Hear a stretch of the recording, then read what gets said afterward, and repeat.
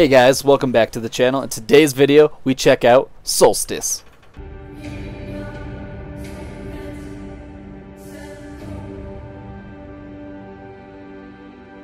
Welcome back to the channel, everyone. Before we get started, make sure to hit that like button, hit that subscribe button.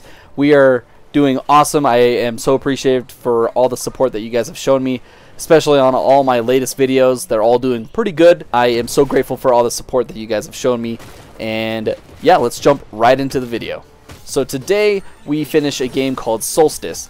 And initially I hopped onto this game, or had interest in this game, because I thought it was another like Souls-like. And after completing it, you realize that this game is not a Souls-like at all. It's more, I would say it's more like Devil May Cry. That's like the closest thing I could equate to it. You got like your crazy, very fast-paced combat, along with like a leveling system, or shouldn't say a grading system where you can get like platinum, gold, silver, stuff like that. But I think in Devil May Cry they do it like alphabetical, ABC, S tier, stuff like that. And one of the other things that really draw me to this game is that the armor that Briar wears, she's one of the main characters in the game, armor looks incredibly similar to Guts from the Berserk manga, which I haven't finished yet. I'm currently reading through those, and I was like, dude, this looks freaking awesome. I gotta try this out. So this game was made by Reply Studios, I believe. Yeah, Reply Game Studios. I have never heard from them before. This is an indie game. I believe that this is their first title, but I am not 100% sure on that. So the story for Soulstice, I don't want to spoil too much. We might spoil a little bit here, so here's a spoiler warning just in case. So the main story, you follow Briar and Lute. They are a chimera, and for those that don't know, it's where you get two souls and they link together in one body. So kind of tragic. Every time I think of chimeras, it makes me think of that one episode in Full Metal Alchemist. Super sad. If you don't know what I'm talking about, go watch Full Metal Alchemist. But you play as Briar and Lute as a chimera. They're sent to this kingdom who has a big tear in the sky, and basically this tear is releasing, combining worlds. It's releasing all these demons, releasing all these monsters into the world that they're living in. They show up, and apparently there's two other chimeras there before them, and they basically left Briar and Lute, and so you're going throughout this whole castle trying to find them. And that's pretty much the gist of the story. I don't want to spoil too much, because I actually think that the story here is one of the strongest points in Soulstice. It starts off a little rough, but as you keep going, I loved unsolving the story and seeing how it all unfolded, and basically the whole mystery as to why Briar and Lute are a chimera in the first place. And why do they have these chimeras in the first place? It's all kind of revolved around this secret society that worship like I keep wanting to say the Three Fingers, but it's not the Three Fingers. They call them the Three. And you end up being buddies with this observer. I want to say his name is Lycan. But yeah, that's the gist of the story. You're making your way through this castle, through these dungeons, to try to seal the tear. You get there, and you fight all these big bad monsters. We'll get to those in a little bit, and some of them were freaking awesome. So you go through the whole castle, and you're defeating all these monsters, all these demons, to seal up the tear in the sky. And that's ultimately like the main goal of the story. Yeah, you unveil like these different story bits here and there. Like I said, I don't want to spoil too much, because I do believe that the story here is one of the best parts of Soulstice. Along with the story for Soulstice, combat is really where this game shines. The combat and the story are the best part of this game. I would say the story is really good, and combat is probably second, because there are things that I don't necessarily like about the combat. Combat here is very fast. It's very fluid. I was actually surprised at how much I actually enjoyed it. I thought it was really fun. I love trying to get those higher tiers. You also have Lute, who does specific fields. She could also help parry items or block items. But you don't really parry in this game. You more of like freeze the enemies right as they're about to hit you, and you kind of swivel around and smack on them. So it's a little bit weird. But like, you start out with the regular weapon, and then you can get a giant axe, which literally is just your sword kind of transformed. You can get like this big old punching glove, which one of my personal favorites was actually like this bladed whip. I used that quite a bit throughout my playthrough. You get a bow and arrow, these weird gauntlet like baton type things that can also second as like a gun. It's kind of weird, but all the combat is really fun, and I actually liked it because they tailored these weapons, or should I say the enemies, that like when you're fighting certain enemies, it's like these weapons were built specifically to destroy certain enemies. For instance, like there's one enemies that could only be destroyed with heavy attacks, or you have to use the big gauntlet or the axe to break off their armor first in order to do some real damage, because the sword and like the whip and stuff just aren't not going to do it. And I mean, they will, but it'll just take a very long time to do.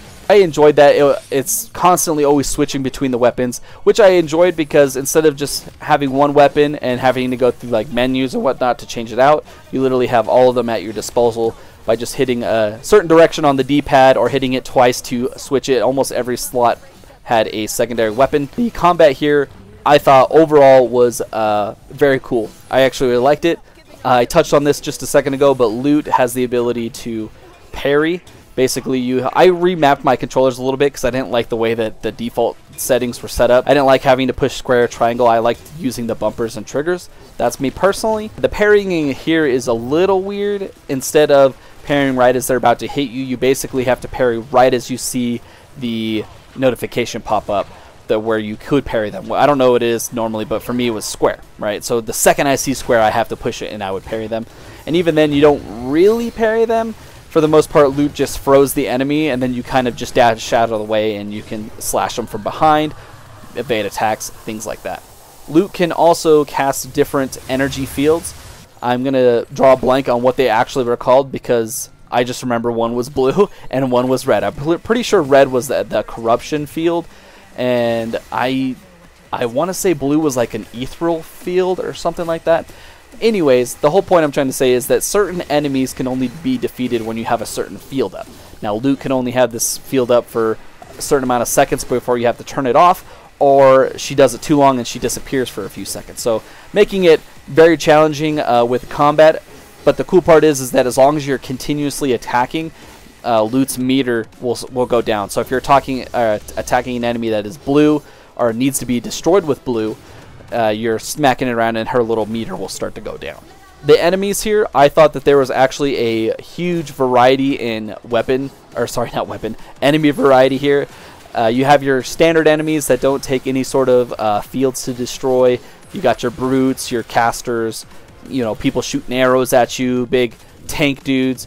And then you have like the more corrupted looking things that are like these weird disfigured monsters. And so all of the enemies they had a huge selection, which I really enjoyed, especially with the boss fights, because they start out as boss fights, and then as you progress through the game, some of those enemies that were, you know, a solo boss fight are now just standard enemies. Like one specifically that I remember was like this big old like fat dude that's got like a bunch of red crystals stabbed into him. You fight him around the midway through the game as a boss, and then he just spawns continuously throughout the rest of the game, and he's a tank. He just takes forever to kill. Now, along with that, the biggest downside with the combat is just the camera. The camera is just flat out terrible. There were so many times that I would lock onto an enemy, and instead of looking at the enemy, it would still have the little dot as I'm locked on, and I would be like facing another direction, and it was just bad. I don't know how to really explain it. Like, especially if I got too close to like walls, it would mess everything up, or I couldn't see. It's just like and the thing is, you're not able to move the camera freely. You can kind of like move it a little bit, and it'll always come back to where it wants the camera to focus. And I just really hate that they just don't give you the freedom to look around, affecting the combat. So many times where I'm getting hit by things because the camera won't let me see what it is, or it zooms really far out or zooms really far in. Kind of going on with that is the platforming when you're jumping from, you know, wall to wall, steps to steps. Some of them you have to use specific energy fields to illuminate. You'll have a blue, basically rock pillar thing that you have to jump on, but you can only jump on it when it's blue. And it's just the way that the camera was faced, it made it hard. It made it more difficult to try to do the traditional platforming, because I just couldn't tell how far away it is or which way the camera was facing. It was all bad, especially like when you're kind of just traversing the map. I hated what was the game I played that was like this? I think the Medium was like this, where you're going down the hall and you're pushing forward, and then all of a sudden you go around the corner, and then the camera will change, but if you keep holding forward, it'll make the character go backwards because now the camera's flipped around, if that makes sense. I hate that so much. Just let me control the camera. Let me look at the things that I want to look at. Sure, when there's set pieces or things you want me to look at, take away that control for a minute to force it to look at something. I'm fine with that, but I just hate not having the control of the camera. I did play this on the PlayStation 5, and I thought overall the game looked pretty well. The art style was more of like an anime cartoony look. It did look like it dipped pretty hard every time it went to a cutscene. Not too bad, but I did see significant drops. The game does have 3 different options for game settings. You can have performance, which hits that 60 frames. They do have a quality mode where they have a higher resolution, but the frame rate significantly drops. And then they have one that's kind of like right in the middle, where it kind of tries to target both of them, and I just found that it just wasn't very good. Next up here on my list is the level design. Now, the level design I thought was pretty terrible. All in all, everywhere looked the same. Like, if you were to just show me like a random area in this game, I wouldn't be able to tell you whether it was the sewer, whether it was the dungeon, or just a random place inside the castle. Then that's the thing, is like it was always predictable. Every time I turned around the corner, I could see that this room was a little bit bigger, and I was just like, eh. And some of the fights, that's the thing with the combat. Sorry, I'm kind of jumping around here. Is that the combat did get repetitive. It only got good when it introduced new enemies or new enemy types, or a new weapon to kind of change up the rhythm of combat a little bit, but overall it was just very repetitive. I think if they cut the game about in half, I think it would be much better for it, because there's like a ton of different combat fights that you go through all throughout each level, and some of them are just, I just felt like was padding, because I'm trying to get to the next objective and it's just like, oh, fight like 400 enemies real quick, and I'm like, come on. But yeah, that was the level design. Initially, I didn't think it was very good. I just felt like I was in the same thing for pretty much 20 hours. Now, one of the last things that I actually enjoyed in this was the boss fights. It kind of goes along with because the gameplay and the enemies I all thought were great. All the boss fights, for the most part, I had a blast. I thought they were really fun. They weren't too challenging. There was a few of them at the beginning that were pretty hard for me, just because the learning curve to try to figure things out and be, you know, which weapons worked good against which enemies and which fields to use. So it did take me a bit to get my bearings, but overall the boss fights were a lot of fun. All the cutscenes were really cool. I kind of forgot this in the combat section, but Briar has like these different abilities where she can go into like this crazy berserk mode, where she's just super powerful for like, I think like 10 seconds or something like that, and she could just annihilate everybody. And they do like a cool little cutscene that goes along with that. So everything about that was a lot of fun. All the boss fights were really cool.